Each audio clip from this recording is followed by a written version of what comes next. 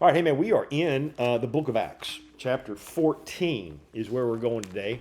I keep thinking I'm going to get through more of this, but it's just so hard. And so I'm actually just kind of going to do what I call a running commentary. Like I could create notes and lump these verses together, but man, it's so overwhelming, and there's so many pieces to it. I think I just want to read it, and we'll comment as we go. It's not that many verses, and we'll just kind of enjoy what's happening. Let me give you the real skinny version of this whole thing. We began in the book of Acts looking at what we call unboxing church. Unboxing church simply means that two things, right? That sometimes I think we have made the church about a place that we go to. And so when that happens, we forget that the journey is about transformation in us on the day to day. And we tend to think that it's like a Sunday thing or a routine thing. And it's not. The church is never meant to be just a box on the side of an interstate kind of a thing. It was meant to be a group of people who've been called out. We looked at that in detail last week, so I won't rehash that.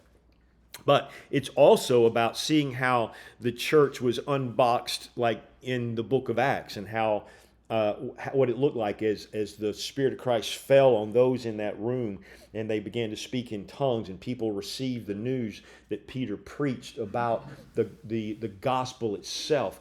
And then they cried out, what do we do with that kind of news? And he says, if you'll repent and be baptized for the forgiveness of your sins, and you too will receive that which you have just seen us, the power of the Spirit will be in you as well. 3,000 people come to Christ. And then there's more. And then there's miracles that are taking place. And then there's more people outside of God's chosen people, so to speak. And the Samaritans get saved. And then some of the Gentiles get saved. And so what you've got now is you're seeing this church is unboxed and it's unleashed. And that's where we came up a few weeks ago talking about the gates of hell can't prevail against it, right? And the gates of hell is where death, darkness, and division sits. And that's where Satan wants to keep everybody. And so when Jesus says the gates of hell won't prevail, he's saying, this is not going to stop me from bringing the light of the gospel to the darkest of the darkest. And then he enlists you and me to take that gospel to the darkest of the darkest, right? And so we're not supposed to be just this cute little gathering of believers that kind of huddle together, us four no more, and we're happy. No. That we come together to encourage each other, and then as we go out in the day to day, we're taking light, life, and love out into the world. That's our mission. It don't matter where you're doing it. For me, it's the Stone Company. For you, it's other places, and everywhere else that I go, and you go, and that's what it is. And so we're seeing this here. So we have now.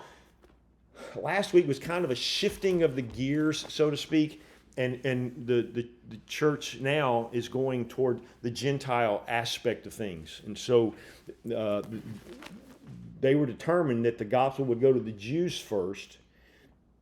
And they were going to reject it, not all, but some. And then he was then going to carry it on to the rest of the world. And so this is that. And this is what we've been looking at. And so last week we looked at the beginning of that. Remember Paul and Barnabas had been in Antioch, and they'd been there for 2 or 3 years. The church gets together. There's prophets and teachers there. That's the foundation. Prophets and apostles are the foundation of the church. Those offices, big P, big A, aren't necessarily in effect today. There are not apostles like the 12 were today. That word is used, sent one is used for missionaries, and so we could consider missionaries today apostles. They've been sent out from the church. The big P prophets, that's the foundation. You don't just keep building foundation, and so they're done. The prophets, right? Once the scriptures were all completed in that sense, that's it. Now you have little prophets, right, who go out and forthtell, and some will foretell. Those two things. Some God gives the ability to see what the future looks like, and they'll share that. Sometimes it's abused, and sometimes we see prophets out there prophesying things that don't come true. And in the Old Testament, that happened to you. Then you were seen as a false prophet, and you lost your head. I think we'd probably have less of those kind of guys today if they lost their head when they spoke things that weren't so. But And then there are people like me who forth tell truth. Like I'm not foretelling necessarily, but I'm bringing forth the truth. And any of you who do that as well.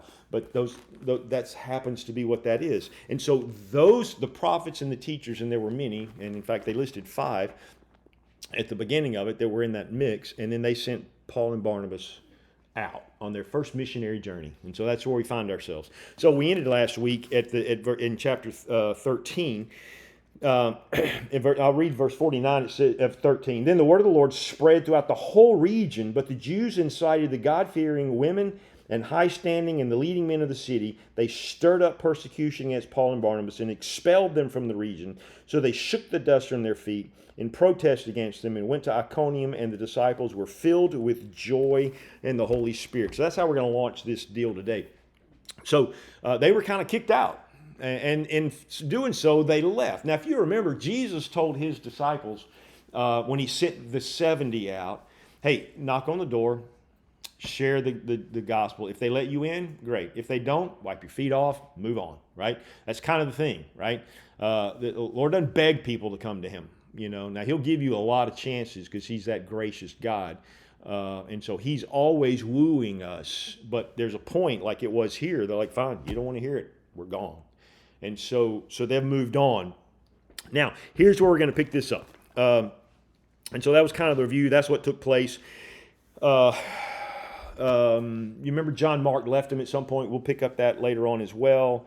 And so we get today, and we begin to see what I'm calling the marks of a disciple. This is where you can kind of see things that take place. And so this is where our journey is going to go. I'm actually literally just going to read the text, and we'll see what's going on. A disciple was a learner. That's what a disciple is. Now, we're supposed to make disciples. This is what the command was. It's what their command was, and that's what they're doing, right? There's the going, right? And that doesn't, like, we tend to think going as in a sense like a destination, but really in the force of the language, it means while going. It's the better way of saying it. So while we're going about our daily duties, right? And we're just lumbering along, whether you're traveling on vacation, or you're going to the coffee shop, or throughout your day, while you're going, he says, make disciples. And so that means we make people who learn the truth. And we don't make people, but when we teach the truth, when we live the truth, and people are like, what's going on there? I'd like to know why you're different than other people, right? Then we share the gospel, they embrace it, and then we have an obligation to kind of help them learn who they are. What does it mean to be a Christ follower? This isn't hard, and this isn't for the professionals. This isn't for the pastor. This isn't for, the staff if you got a big church. This isn't for missionaries. It's for every one of us. We should know how to do that. And so he says, go make disciples, baptizing them. And that too, the pastor's not the only one that baptizes. You don't have to. In fact, when we were at New Covenant, I let a lot of times the dads and others, baptize their children because the scriptures, people were baptizing everywhere. This is kind of an old deal. And a few years ago, we baptized some at the beach of our own kids. And I've got one. This recently came to me and said, "Hey, Poppy, I think I'd like to get baptized. Can we make that happen?" I'm like, "Yeah." And so we're going to do that. And so you lead someone to Christ, you should think about, hey, let's do that then, right? That's what Philip the eunuch did. Philip to the eunuch, when the eunuch goes, hey, man, there's some water. Why can't we get baptized? Sure, Philip goes, yeah, we'll do that, right? And then we're to teach all the commands that the Lord gave to us. That's our call. I don't think sometimes we always speak that plainly, but that's it. And, I'm not sure we all do a great job of it, but it is the call. That's our goal. So that's where it starts. That's where we start here. And then he says this, verse 14, at Iconium, Paul and Barnabas went as usual into the Jewish synagogue where they spoke so effectively that a great number of Jews and Gentiles believed. So Iconium is about 30 miles away from where they are. All total, this missionary journey, as they complete it and come back, is going to be about 2 years, maybe 2.5 years. And so it's a long journey. And I just want you to think, we read it like it was so fast, but there was a lot that was going on there. And so one of the things that we see the mark of one is they just go where people are gathered, right? They went to the synagogue. Now, the synagogue, think of it more like, what do we have over here? The Jewish Community Center? Kind of like that, in Eastwood, Roebuck area, I think, or Eastwood, I guess. There was that. I don't know if it's still there or not. But synagogue was not just where, a synagogue you could consider an outpost of a temple, so to speak. It was where the Jews gathered to study, and we've known about synagogues all through the scriptures. But Gentiles were also able to come. And so that's what was going on. And so Paul knew, hey, I'm going to Iconium. It's a Greek culture, but there's a synagogue there. And remember, it's kind of Jew first, then Gentile. So hey, they're still in that mindset. Where are the Jews? Let's find them and let's gather and let's talk. Well, in there were Gentiles also. So the first mark is just go where people are gathered. Wherever you go, you should be able and willing to kind of bring the gospel into bear when the Lord allows. And so that's what they were doing. Then it says, and I love the phrase, it says they spoke. There they spoke so effectively that a great number of Jews and Gentiles believed. They didn't use the word teach. He didn't use the word preach here in the Greek. It's the word for speaking, like just conversation. I think that lets us off the hook some. I think sometimes we think, well, that's the preacher's job. He's supposed to preach the gospel. No, we're supposed to speak the gospel. We're supposed to converse the gospel. And so I think that's a part of a mark, is that we know how to speak the gospel. We know what it is. We know how to share it. I don't know where we all are here. This would be a great conversation to say, hey, do you know how to share the gospel? Do you know what it looks like? Could you do that if called upon? Somebody says, hey, man, I got a question. How do I get saved? Could you tell them? You feel confident in what you're telling them that comes from the Word? This is the kind of thing. Then, here it was. It says, in a great number of people, Jews and Gentiles, believed. And so, it's crazy. You just see that they're all open and ripe for it. That doesn't always happen today. I don't know if your experience has been that way, but a lot of people I have a conversation with, it's like, oh yeah, I know, right? Like they're almost inoculated, like they think they're saved because they try hard. I had a conversation this week with someone who's like, I'm trying to figure this whole Jesus thing. I think I'm trying to be better, And I hear that, and I know I appreciate the effort, but in my mind it's like, oh, here's one who, remember how we talk about the goal is not to behave but to become. He thinks it's about behaving, right? And so now we're going to have lunch this week. And I'm going to be able to explain to him that behaving isn't what you're looking at doing, brother. It's not. It's about this becoming kind of, can we talk about that? And so I had that conversation with him when he came up to me and said, hey, here's, I think he was, trying to like, hey, look, man, I'm getting somewhere spiritually. And I'm like, and I'm trying to encourage him at the same time. I'm like, I don't think you get the whole picture yet. So we're going to give the whole picture. You pray for me this week. But anyway, those are the things that are going on. But man, we want to be able to find people like that and go, hey, let me explain to you the gospel. This is just normal stuff here. I don't want us to think Paul and Barnabas are something special. They were set apart for the work that God had called them to. And you have been set apart, and me have been set apart for the work God's called us to, right? So for Linda, it could be Tuesday, Wednesday, Thursday in a house taking care of a lady, right? So there's where you're going to be able to do the things, And for you guys that work, out and about, and you're going to run into people, and those of you who do therapy for others and all that kind of thing, and those who live in one of the towers in Birmingham, right? All of those things, that's kind of our assignment. And so we're going to go wherever we're called. And we should know that this is for us. I guess this is what I want to make sure we drive home. So we're just going to see some observations as we keep going. I'm just going to kind of ramble through this. Verse 2, but the Jews who refused to believe stirred up the Gentiles and poisoned their minds against the brothers. Man, this opposition always happens. Have you noticed that? I mean, Satan is relentless. So you got these Jews who don't believe, and they're going, well, they ain't going to let the Gentiles have it. And so now they're going to stir up trouble. I'm telling you, it's amazing to me how many times I have been right in the middle of sharing the gospel with somebody, and then somebody drops a glass or something else happened, right? And it's just like this total chaos that takes place. And I think it's no accident. I think that's what happens. And I think that part of what we do is, listen, opposition's always going to be in the mix. It always is. Because we are in enemy territory where it's dead, dark, and divisive. And when you start bringing your light of life and your life that's real and the love of Christ into that place, you can expect some hostility. And we should just know that. And this is what we find here. And so then he comes on, he says this, so Paul and Barnabas spent considerable, I love that. So Paul and Barnabas spent considerable time there, speaking boldly for the Lord, who confirmed the message of his grace by enabling them to do miraculous signs and wonders. So I think sometimes maybe we just quit a little too soon, right? Opposition hits and we can convince ourselves, let's go wipe the dust off. But I love what it says here. It says, so Paul and Barnabas, it's almost like when the people come and say to Jesus that Lazarus is sick and they want you to come. And it says, now Jesus loved Mary and Martha and Lazarus. Therefore, he stayed away, right? Almost like that was the reason why he stayed away, because of his love for them. Here, it's like, oh, there's opposition. Oh, so they stayed. They hunkered down, right? That's what's going on. So Paul and Barnabas spent considerable amount of time there. So wherever the resistance is, it's almost like that's where the battle is, right? You see, we get Voice of Tomorrow's little magazine. It's like 4 pages.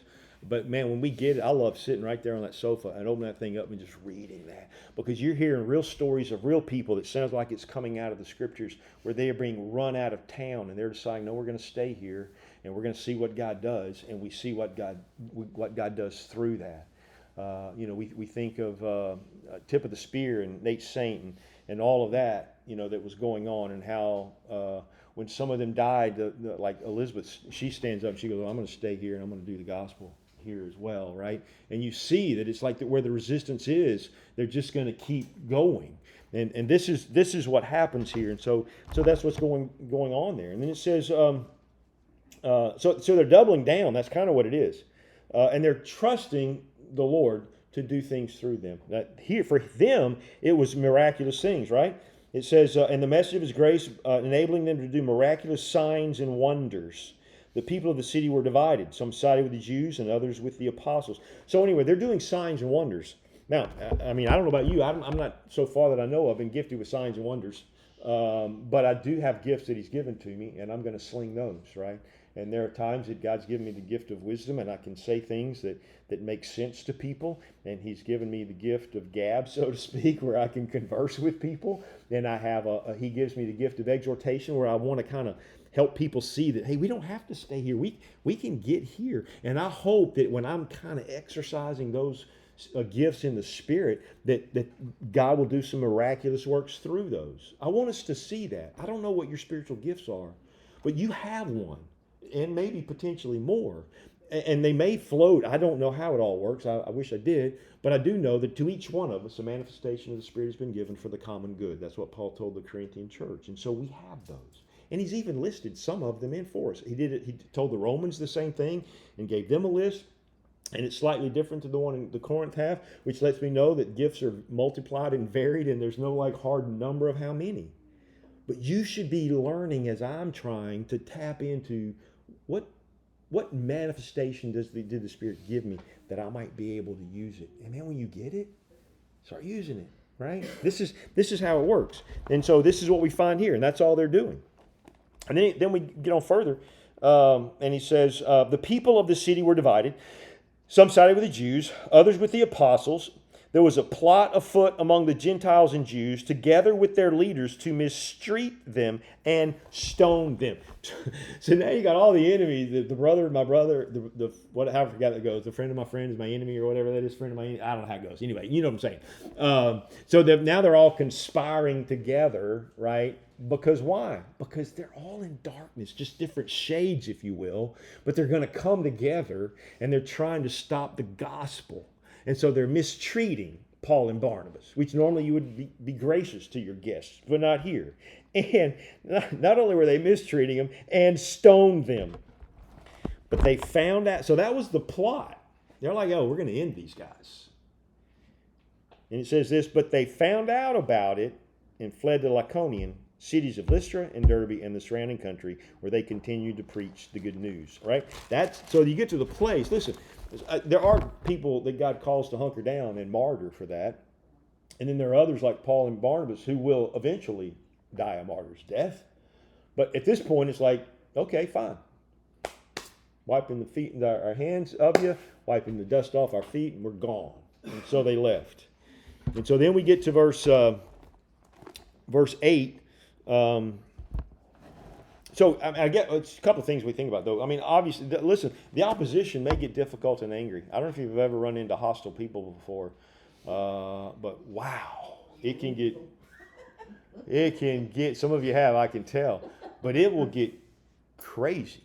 I've had people get in my face before.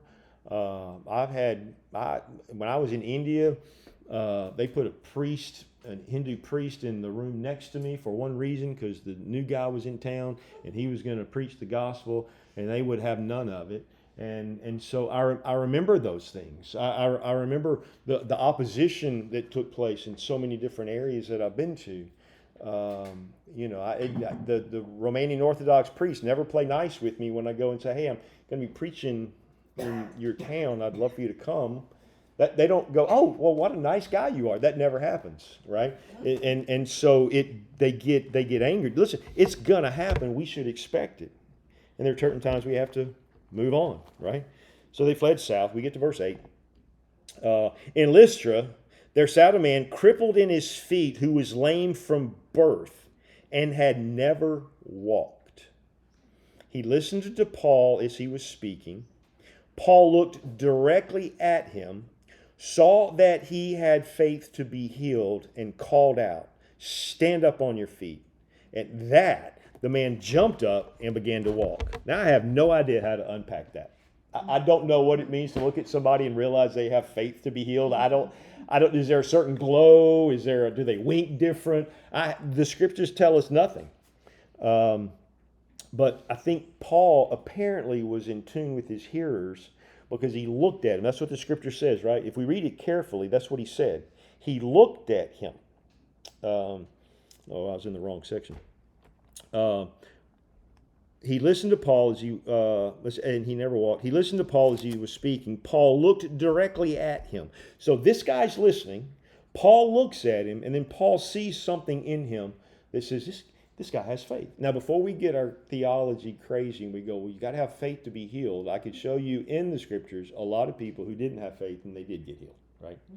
And so while faith, there's a part it plays in being healed. I'm not saying that it doesn't. I'm just saying it happens without it too.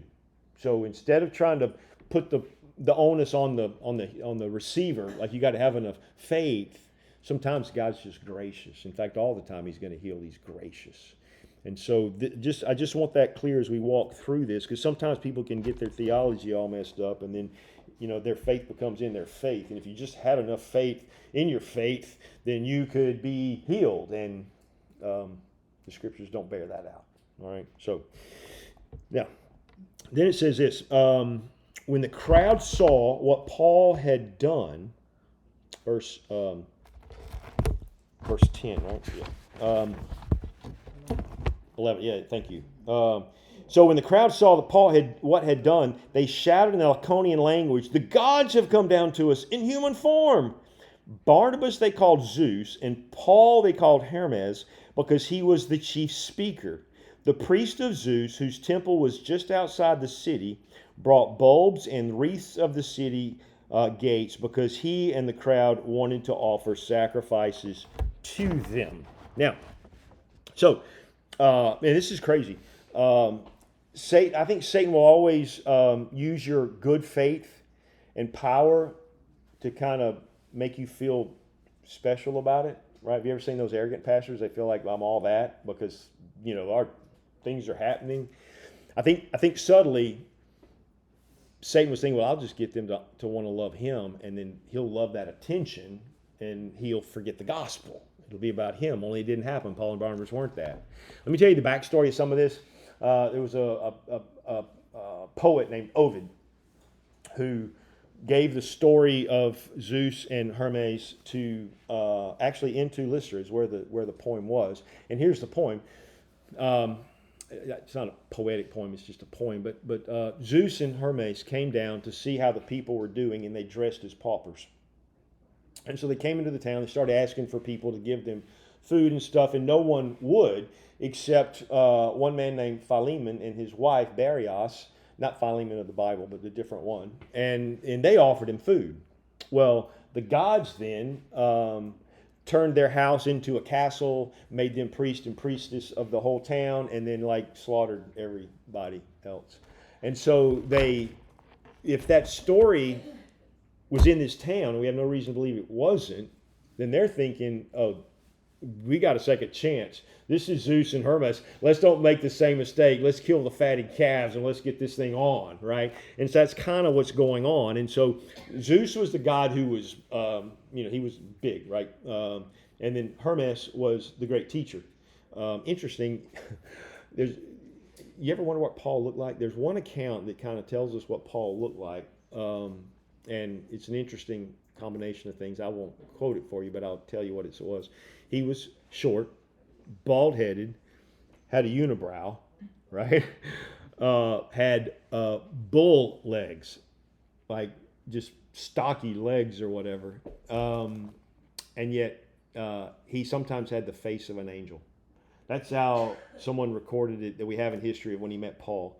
That was how he recorded him. So you think, here's this bald-headed, stocky guy with one big unibrow who I think bow leg. I know it's bull leg, but I'm just thinking this is not the picture. I want to picture Paul looking kind of better than that, but apparently not. But anyway, I don't know why I got off into that. It just made me think about it when we were chatting here. But anyway, so this is what's going on. This is great temptation at this point. So when the apostles Barnabas and Paul, verse 14, heard this, they tore their clothes and rushed out into the crowd shouting, "Man, why are you doing this? We too are only human, like you. We're bringing good news, telling you to turn from these worthless things to the living God who made the heavens and the earth and the sea and everything in them," right? And you see this and you realize what's going on. Man, their message is, you're chasing the wrong gods, man, right? He wouldn't have said that to the Jews. But he's saying that to the Gentiles because they have the 12 gods and many more, but the 12 iconic ones, and they knew it. And in fact, now they think that these guys are one of them. And so all of a sudden, what's their argument going to come from? Not going to come from the greatest, who's the, whatever. It's going to be about creation. Look, man, look at creation. Let's read it because you're going to see what I mean. It says in verse, where are we? 15. Men, why are you doing this? We too are only men, human like you. We are bringing good news, telling you to turn from these worthless things, dead gods, to the living God, who made the heavens and the earth. Just look at the heavens and the earth. This is Paul's argument to the Romans, right? Same thing, right? You have no excuse. Man has no excuse. For both creation and conscience have cried out that there is a God in heaven.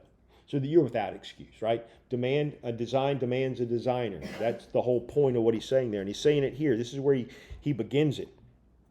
Listen, he made the heavens and the earth and the sea and everything in them. In the past, he let nations go their own way. Yet he has not left himself without testimony. He has shown kindness by giving you rain from the heavens and crops in their seasons. He provides you with plenty of food and fills your heart with joy. Even with these words, they had difficulty keeping the crowd from sacrificing to them. And so then we get to verse 19, and it says, "Then some Jews came from Antioch." Those dogs won't leave him alone, right? I mean, it's like, hey, it's relentless. Like, I know he ran him out of town, but he kind of jerked us around when he did it. He dusted his feet off and left. We ain't letting him. He's not getting away like that. So now they chase him there. Remember, they were going to stone him, but they didn't because they left. Well, this is what's happening. Then some of the Jews came from Antioch and Iconium and won the crowd over. How fickle are these people? They just saw him heal a man from birth. They heard him say, hey, we're not gods. Let's talk about the real God. And then they turn him, and it says this. Then they stoned Paul and dragged him outside the city, thinking he was dead. This is a fickle crowd. And you never know. I'm just telling you, we already talked about it. It's always relentless, right? Now, there are some, as I was kind of studying through this, that think that, like, remember how Paul tells the Corinthians that he says, I know a man, and then he ends up saying it was himself, who went up to heaven, third heaven, kind of saw he was one untimely born and met with Jesus, and Jesus told him everything he had did, so that he actually was the legitimate apostle because he had seen the risen Christ, and the risen Christ had appointed him to be an apostle. I think he's going to be the 12th one, not Matthias, but that's just, if you don't know anything about that, don't worry about it. But I think that's where it's going to be because he was appointed by Christ himself. But anyway, they say this must have been where he had that vision. I don't know or not. That's just what some theologians say, old ancient guys. But anyway, at this point, though, listen, they stone him. They think he's dead. They drag him outside the city thinking he's dead. But after the disciples had gathered around him, he got up and went back into the city. The next day, he and Barnabas left for Derbe. I think it's just almost like pay in your face, right? I mean, it doesn't say he went back in to preach. He didn't do anything. He just went back into the city, and they left. And so I think, okay, here's this short, bald-headed, unibrowed guy, bruises all over him from the stoning on his bull legs, going, oh, hey, you didn't kill me. Anyway, I don't know. Just how I see it. All right, now, then it says this, verse 21. They preached the good news in that city and won a large number, Derbe, of disciples.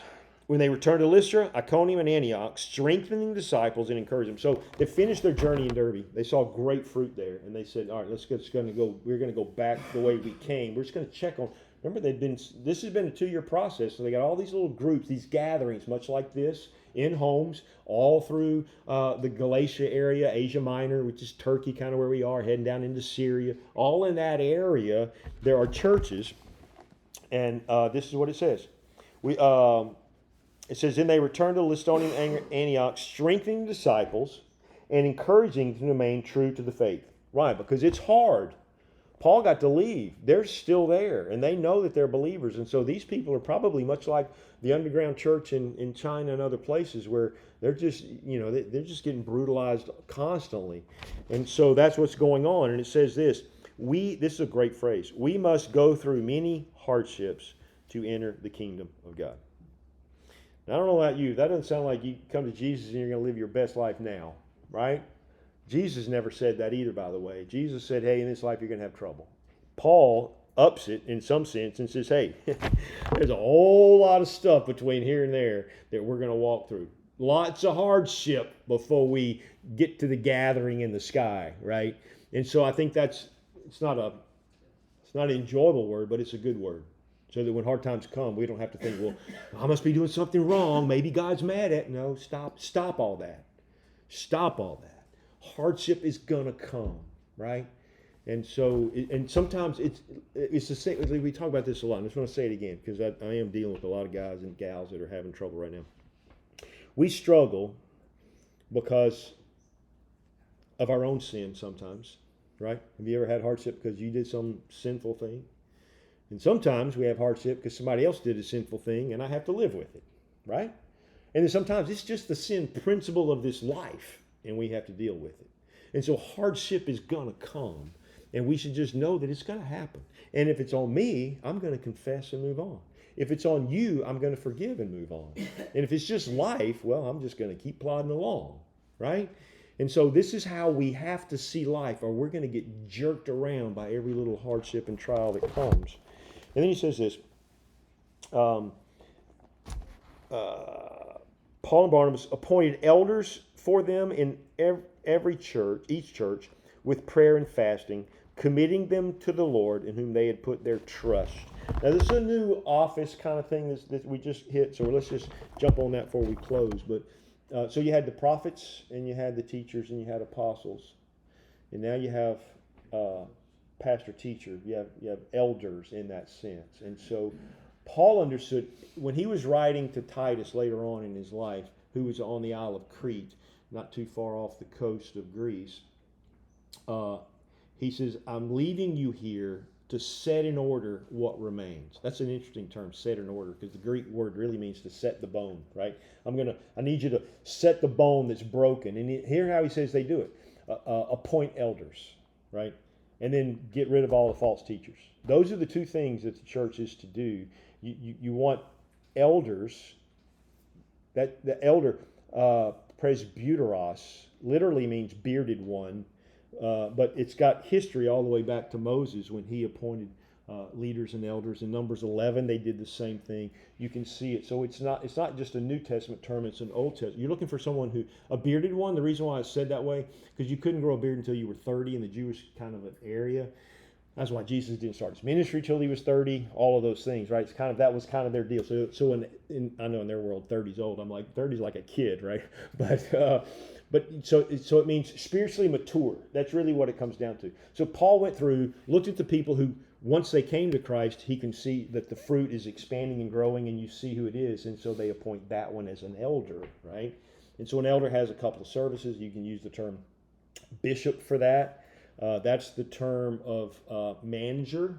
So an elder will do three things, right? They're spiritually mature. They manage the church well, right? In fact, Paul says it like this. He says, look, if you can't manage your own household, how can you manage the church of God? That's what he talks about. So you got a family whose household is like not in order. It's like, well, I'm not going to necessarily see that guy as an elder because it seems like, I'm not trying to get into the specifics of it, but that's what he's saying. And then the term pastor's used some. That just simply means shepherd. So here's what an elder does. He's a spiritually mature man who manages the church, not solely himself, a group, and then they shepherd. That is, they lead, they teach by example, by lifestyle, by truth. This is what they're doing. Paul early on knew that if the gatherings were going to grow, they had to have some maturity and some leadership.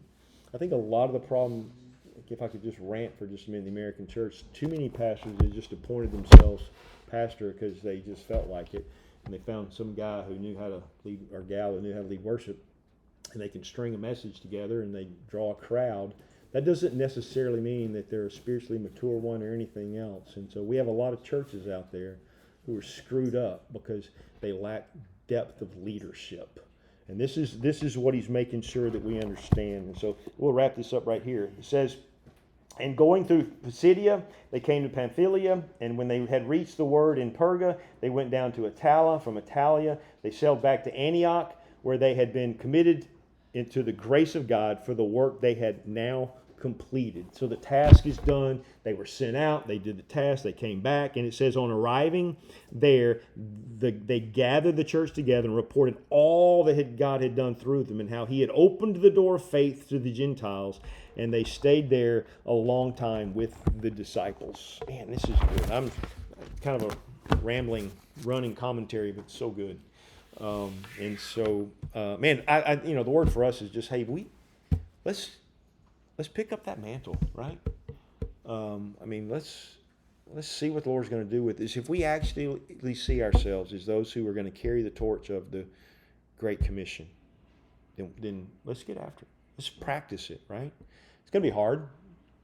We may not, it may not go well for us all the time, but we're going to trust that the Lord's with us, and we're going to see what he does. And so risk it this week. Look around. Look at people like he did, the one that needed faith, that needed healing. Look at people and go, who needs healing? Because not everybody's healing is in need of physical. Some of it's spiritual, some of it's mental, some of it's other way. If we just get our eyes up and out and start looking that way, I think we might could figure this thing out. So anyway, that's my challenge to myself. I'm just sharing it with you. I'm going to give us a song while we get ready to celebrate some good food and the Lord's Supper and just enjoy our time together.